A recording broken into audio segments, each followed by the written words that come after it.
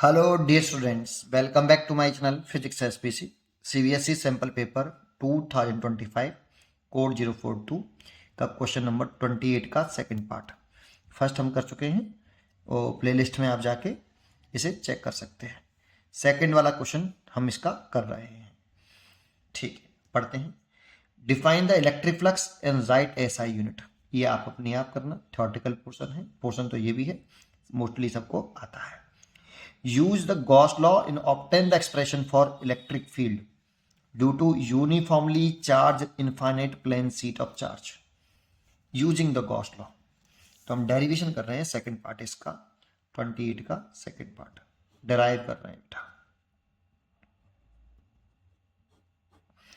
तो देखो, सबसे पहले हम एक इनफाइनाइट प्लेन शीट बना लें और वो यूनिफॉर्मली चार्ज्ड है। ठीक है, तो एक इनफाइनाइट शीट बनाएं तो कुछ इस तरह से बना ले बेटा। एक इस तरह से सीट बना ली मैंने, इस तरह से। ये इधर से इन्फिनिटी लॉन्ग है ऐसे, और थिन सीट है ये। ठीक है, ये इधर से भी इन्फिनिटी लॉन्ग है और ये थिन सीट है ऐसे, और इसके सरफेस पर चार्ज है ये प्लस के क्यू। अब पूरी सीट पे चार्ज है बेटा ऐसे, इधर भी है ऐसे, पूरी सीट पे यूनिफॉर्मली चार्ज है पूरी सीट ऐसे। ठीक है, अब इस पर सरफेस चार्ज डेंसिटी हमने लेट करी है सिग्मा।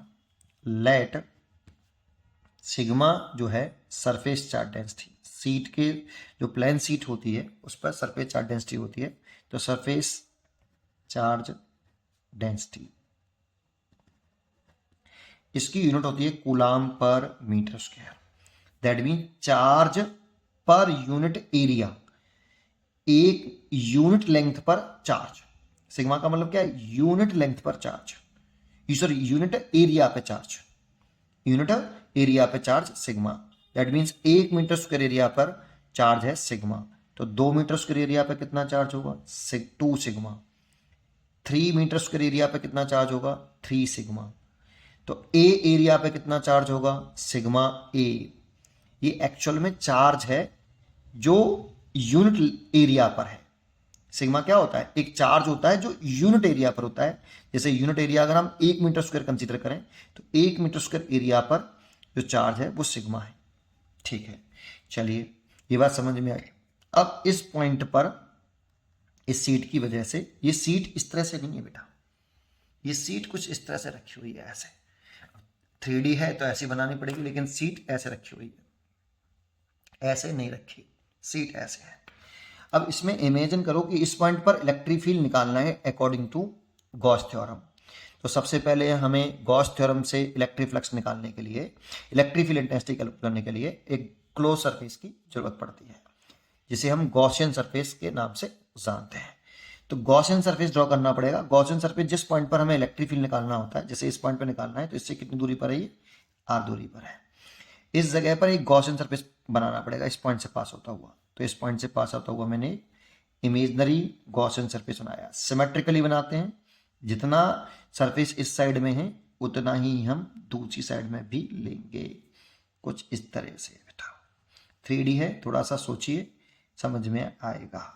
सिलेंड्रिकल गॉसियन सरफेस मैंने इस तरह से बना लिया, ये कुछ इस तरह से। तो यहां से सिलेंडर गया है ऐसे, फिर इधर की तरफ ये सिलेंडर ऐसे निकाल दिया है। ठीक है, ये सरफेस ऐसे है। ठीक है, अच्छा अब जरा समझो, इसका जो एरिया क्रॉस सेक्शन है इसका सिलेंडर का, वो लेट कर लिया। ये एरिया क्रॉस सेक्शन है, मैंने लेट किया है। तो using the Gauss theorem, using the Gauss theorem in electrostatics, Gauss theorem in electrostatics, electric flux passing through any close surface.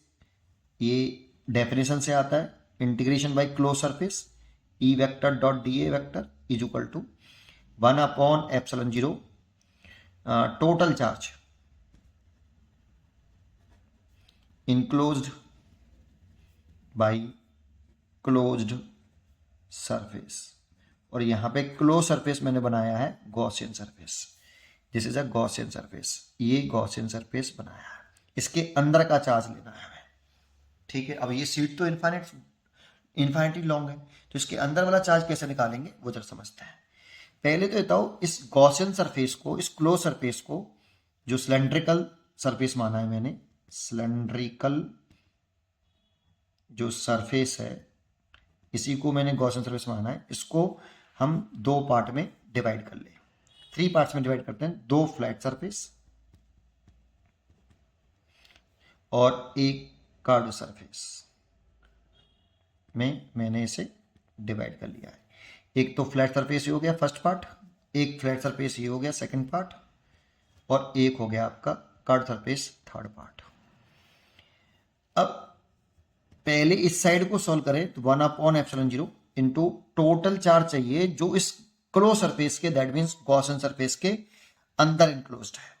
तो ये तो गॉसियन सरफेस के अंदर ये तो बाहर हो गया, तो गॉसियन सरफेस के अंदर तो ये वाला चार्ज बंद होगा बेटा। ऐसे इमेजिन करो कि ये वाला जो चार्ज होगा इस वाले एरिया में, क्या वही गॉसियन सरफेस के अंदर क्लोज होगा? अब इसका एरिया कितना होगा बेटा? तो जो इसका एरिया होगा वही इसका एरिया होगा। तो सिग्मा जो है वो 1 मीटर लेंथ पे चार्ज है, यूनिट एरिया पर चार्ज होता है सिग्मा। तो ए एरिया पे कितना होगा? तो यूनिट एरिया पर चार्ज सिग्मा, तो ए एरिया पर दैट मीन्स क्यू इनसाइड, यहां जो ये क्यू इनसाइड है इसकी वैल्यू निकालें वो सिग्मा ए होगी,